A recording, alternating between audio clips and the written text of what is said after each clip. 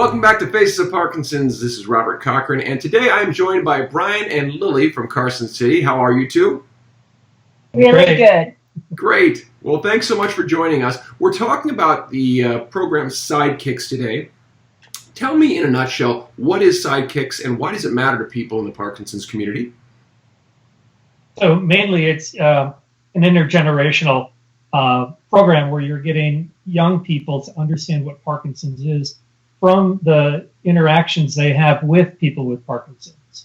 And they're just various art projects that are set up in a way to get them comfortable with each other and really get them to share each other's stories. Excellent. And now you guys were part of the pilot program, as I understand. You're also Davis Finney ambassadors. So tell me what that was like, not knowing what this was and then seeing it in action. Well, I think what was most striking was when people came in, they were really nervous about it at first, at least the people with Parkinson's. And then we had a number of young people that were mostly from Girl Scouts in Reno. And they were both in two separate corners. And everybody's kind of a little intimidated. Well, we did some icebreakers. That broke it up really quick. Lily had the fantastic idea of then having the person with Parkinson's pick their partner. The bonding was immediate. Once they sat down, they'd kind of seen each other loosen up. And then they got the first art project going after they had a little introduction to some of the aspects of Parkinson's and what the symptoms are like and whatnot. And it was just amazing. Everything just kind of rolled from there. It had a more natural flow than I think anybody expected. That's great. And just to be clear, Brian, you have Parkinson's, correct?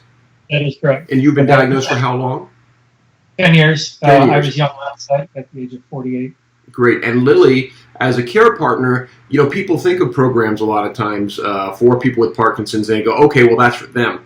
But not in this case. You said there was something there for you too, right, as a care partner? Definitely. I think it's very rewarding for a care partner to watch their person with Parkinson's kind of light up, come to life. You know, the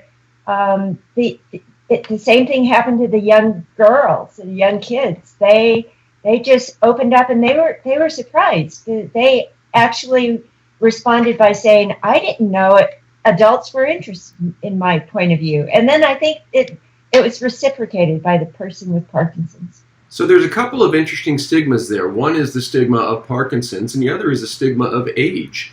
And so how does art work to bridge the gap between those two stigmas? Well, it's really interesting. I think the art projects that are set up in this are really open, and so they have to have a dialogue with each other. So they're talking about, what are your favorite this or your favorite that, or what do you do with this? And so you're getting each other's feedback, and so you're working collaboratively on the project. So not only are you getting to know each other, but then you're also cutting out words out of magazines or pictures, or you're drawing something or you're painting something, and they found common ground. Yeah. And that seemed to be the glue or the bond that happened. It's common ground. It sounds like you said, it was discovery too. That's always fun when people don't expect something and they get that happy accident or a happy surprise. Like, wait a minute, there's more here than I even realized. Yeah, and when they got to share parts of their stories as we go through some of the curriculum in there, it really opened up the eyes of the young people in there. And then when the young people had their moments to share, it really opened up the eyes of the older people in there. And there were quite a number of either very sentimental or tearful moments, and also some of great laughter. One of the young people said, yeah, I used to think old people you weren't cool. Now I found out all you guys are cool, except maybe my parents, And everybody busted up. And one guy with Parkinson's talked about how his face is pretty much masked and doesn't show a lot of expression. And he told the story that when this happened, and there was barely a dry eye in there. And this is a guy who never really speaks up much, but he was so moved by everything that was occurring, it just naturally came up. It was very beautiful, and that's what happens a lot with the whole Sidekicks program. That's an important point, I think, because a lot of times we talk about losing your voice physically with Parkinson's, but there's also losing your voice metaphorically, who you are as a person and how you interact. And I know I've found with my dad that what I need to do is get him into situations where he's comfortable and feels safe to talk and feels like people are going to hear him, not for the Parkinson's. Yeah, they definitely establish their own identity pretty quickly, but in a comfortable way with somebody that's much different. And so there's this openness that seems to blossom, I think, within them, that, hey, this is okay, this is safe, and let's roll with this. And because they're learning about aspects of Parkinson's that's being explained by the leaders, and at the same time, they're interacting with each other and with other people with PD in the room, sharing. And I think it just gives them that comfort to open up more. None of them would have assumed it would have been as warm and wonderful of an environment as it became. I think all of them were just like, okay, I'll do this because my wife wants me to, or yeah, I'll do it because I trust the leader, but I don't know, and very reserved people. It was very hard to get 10 people.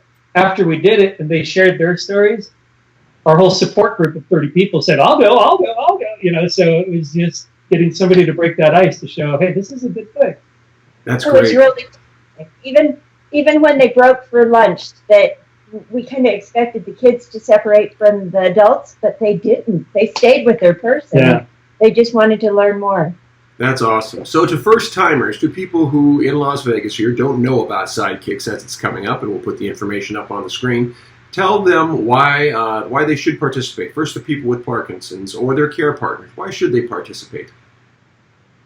I would encourage people with Parkinson's to challenge themselves to do this, because you'll find that the way we typically withdraw will get challenged in a very positive and non-threatening way that will bring you out in ways you might be missing, that you might not expect, and that are really quite deeply fulfilling. I think they need to just choose the adventure. It's going to be an adventure. It's guaranteed. I mean, some of our people made lifetime connections. We've run into the students, the young people, a few times, and they just embrace each other, and it's like they're long lost friends.